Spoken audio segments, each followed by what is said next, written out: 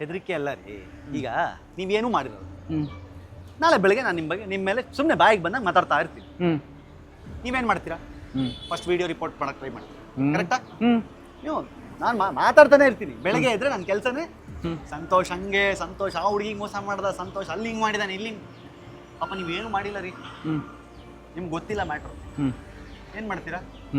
ನಾನು ಸರಿ ಇದೀನಿ, ನಾನು ರಿಪೋರ್ಟ್ ಮಾಡೋಕ್ಕೂ ಹೋಗಲ್ಲ, ನಾನು ಕೇಸ್ ಕೊಡೋಕ್ಕೂ, ನಾನು ಅದು ಸ್ಟಾಪ್ ಮಾಡೋಕ್ಕೂ ನಾನು ಸರಿ ಇದೀನಿ ಅಂತ ಕುತ್ಕೋತೀರಾ? ಖಂಡಿತ ಇಲ್ಲ. ಸಿಕ್ಕ ನಮ್ಮ ಮನೆ ಎಕ್ಕಡದಲ್ಲಿ ಆಗ್ತೀನಿ ಅಂತ ಹೇಳ್ತೀರಾ ಹೇಳಲ್ಲ?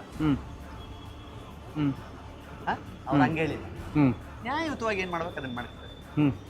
ಏನ್ರಿ ಸೌಜನ್ಯ ಕೇಸ್ನ ಸಂದರ್ಭದಲ್ಲಿ 1ನೇ ಕ್ಲಾಸ್ 2ನೇ ಕ್ಲಾಸ್ ಓದ್ತಿದ್ದವರೆಲ್ಲ ಸೌಜನ್ಯ ಕೇಸ್ನ ಎಕ್ಸ್ಪರ್ಟ್ಸ್ ತರ ಮಾತಾಡ್ತಾರೆ.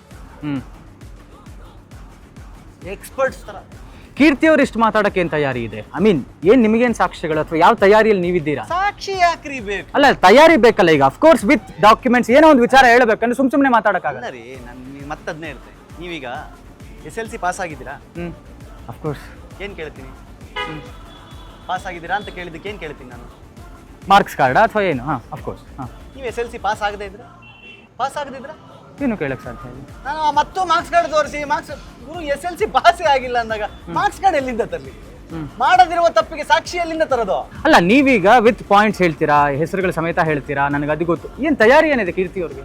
ಸರ್ 17 ವರ್ಷದ ಜರ್ನಲಿಸಮ್ ಮಾಡಿರೋದು, 17 ವರ್ಷ ಮಾಧ್ಯಮದಲ್ಲಿ ಬಹಳ ದೊಡ್ಡ ದೊಡ್ಡ ಹುದ್ದೆಗಳನ್ನು ಅಲಂಕರಿಸ್ಕೊಂಡು ಇಷ್ಟು ದಿನ ಸಾವಿರಾರು ವಿಡಿಯೋಗಳನ್ನು ಮಾಡಿದ್ರು ಎಲ್ಲೂ ಒಂದು ಕೇಸ್ ಯಾಕೆ ಹಾಕ್ಸ್ಕೊಂಡಿಲ್ಲ ಕೀರ್ತಿ ಅಂತಂದ್ರೆ ತುಂಬಾ ಯೋಚನೆ ಮಾಡಿ, ಥಿಂಕ್ ಮಾಡಿ, ಸರಿನಾ ತಪ್ಪಾ, ಇದು ಲೀಗಲಿ ಕರೆಕ್ಟ್ ಇದೆಯಾ, ಈ ವರ್ಡು, ಈ ಟರ್ಮು ಅನ್ನೋದೆಲ್ಲ ಯೋಚನೆ ಮಾಡೇ ಮಾತಾಡೋದು. ಓಕೆ. ಹಾಗೇನೆ ಸಿದ್ಧತೆಗಳನ್ನ ಮಾಡ್ಕೋಬೇಕಾದ್ರೂ ಹೆಂಗ್ ಸಿದ್ಧತೆಗಳನ್ನ ಮಾಡ್ಕೋಬೇಕು, ಯಾವ ಮೂಲಗಳಿಂದ ಸಿದ್ಧತೆ ಮಾಡ್ಕೋಬೇಕು, ಸಂಬಂಧಪಟ್ಟಾಗ ಯಾರು ರಿಸರ್ಚ್ ಮಾಡಿದ್ದಾರೆ, ರಿಸರ್ಚ್ ಮಾಡಿದವ್ರ ಹತ್ರ ಏನ್ ಪೇಪರ್ಸ್ ಇದೆ, ಎಲ್ಲ ತಿಳ್ಕೊಂಡೇ ಮಾಡೋದು. ಓಕೆ.